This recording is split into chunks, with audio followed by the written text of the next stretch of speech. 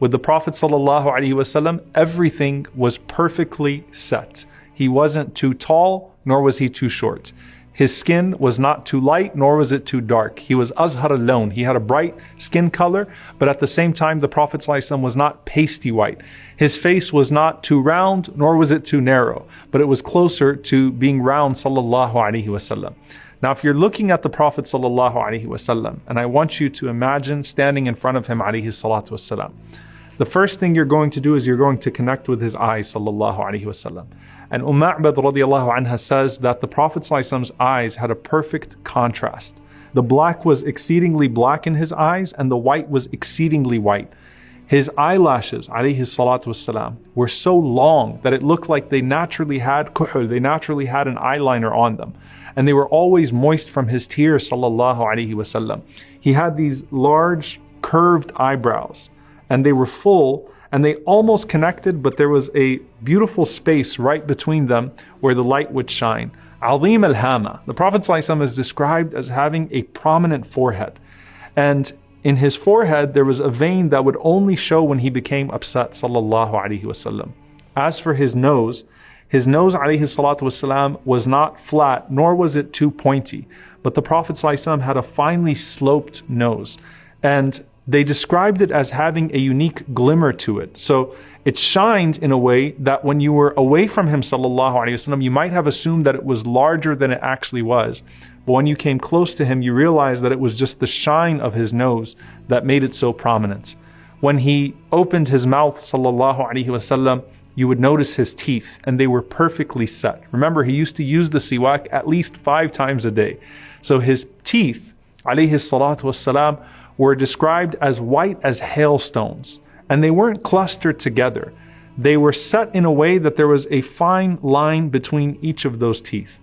And his mouth, alayhi salatu wasalam, was wide, and he's described as having a perfect articulation. His words were crisp. You could hear everything he said, sallallahu alaihi wasallam. And his voice was melodious, and it had a natural echo to it, sallallahu alaihi wasallam. And his hair, just like everything else, is perfectly in the middle. It wasn't too straight, nor was it too curly, but instead it was wavy hair. And the Prophet ﷺ would keep it sometimes to his earlobes, sometimes he would let it go all the way to his shoulders, sallallahu alaihi wasallam. And of course, in times of Hajj and Umrah, he would shave his head, sallallahu alaihi wasallam. He also had a dense, full beard, alayhi salatu wasalam. And the Prophet ﷺ used to comb his hair, and he used to comb his beard. And they were fully black. And the Sahaba counted just between 14 and 20 gray hairs in his hair and his beard, sallallahu alaihi wasallam, at the time of his death. So he's 63, and he only had a few gray hairs, sallallahu alaihi wasallam, in his hair and his beard. And they said when he would use oil, sallallahu alaihi wasallam, you couldn't even see them. And when you could see them, they were concentrated right under his lips, sallallahu alaihi wasallam, and on his sideburns, alaihi salatu wasalam. Then you come down to his neck. And the Prophet ﷺ had an elegant long neck. They said it was like the neck of a gazelle, sallallahu alaihi wasallam. And then you looked at his shoulders. He had broad shoulders, sallallahu alaihi wasallam. He was strong arms, alaihi salatu wasalam. He had a strong chest. And even until the date of his death, his stomach never extended beyond his chest, sallallahu alaihi wasallam. So he maintained his weight, alaihi salatu wasalam, and he maintained his fitness. The Prophet ﷺ was not a hairy man. So other than his hair on his head and his beard, the Prophet ﷺ did not have much hair on the rest of his body.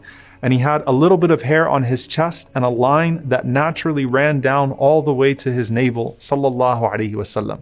Then you come to his limbs.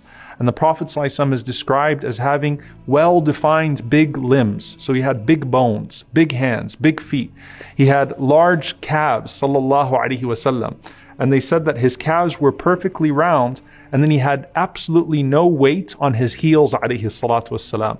And his lower body was so strong, sallallahu alaihi wasallam, that he used to be able to jump on a horse and a camel and mount it with absolutely no saddle because of the strength of his lower body.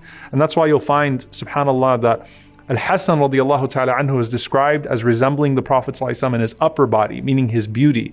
Al-Husayn radiallahu ta'ala anhu is described as resembling the Prophet ﷺ in his lower body because of his strength. He was a warrior radiallahu ta'ala anhu, like his grandfather sallallahu alayhi wasallam. Despite that, Anas ibn Malik radiallahu ta'ala anhu says that his hands and his feet were smoother than silk, and water would slither right off of the hands and the feet of the Prophet sallallahu alaihi wasallam. And he had a beautiful scent, alayhi salatu wassalam. He would sweat perfume, sallallahu alaihi wasallam. When you smelled his sweat, it smelled good. And if you shook the hand of the Prophet sallallahu alaihi wasallam, you would maintain the scent of his hand on your hand for days after meeting him, sallallahu alaihi wasallam. He had the best of breath, sallallahu alaihi wasallam. And when you saw him from afar, his appearance would strike you. And then when he came close to you, his beauty would overwhelm you in a way that you couldn't stare at him, sallallahu alaihi wasallam. Al-Bara radiallahu ta'ala anhu said, Wallahi, I went out one night and I saw the Prophet ﷺ in this red garment, and it was a red hulla from Yemen, his favorite garment to wear on occasions. And he said, I have never seen a sight more beautiful than the Prophet ﷺ on that night. Abu Hurairah radiallahu ta'ala anhu said, when I saw the Prophet ﷺ, he was so perfectly set, it was as if he was molded in silver, sallallahu alaihi wasallam. And the most famous thing about the Prophet ﷺ was his smile. He always was smiling, sallallahu alaihi wasallam. Subhanallah, in sadness and happiness, he always had a smile on his face, sallallahu alaihi wasallam. And Ka'b ibn Malik radiallahu ta'ala anhu said that إِذَا surra, when he was happy, then his face would become even more radiant, sallallahu alaihi wasallam. And I want you to just capture this for a moment. How is it that the Prophet ﷺ smiled so much, yet he's also described as mutawasil al-ahzan, as always being in a state of grief, as da'im al-fikra, as always being in a place of deep thought. Laysa lahu raha, he never had a break, ﷺ. He always was carrying so much. And this goes to the khuluq, the character that Allah talks about in the Quran, that some people, you would think that they're aghniya, you would think that they have absolutely nothing going on because of the way that they carry themselves. But smiling is a sadaqah, it's a charity. And with the Prophet ﷺ, there was no man that smiled at his ummah more than the Prophet ﷺ. But at the same time, there was no man that wept for his ummah than the Prophet ﷺ. So during the day, in order to bring joy to the people, he smiled ﷺ at them, and that was from his generosity. And during the night, there was no man that would cry more than him ﷺ in front of his Lord, also to bring joy and happiness and relief to his blessed ummah.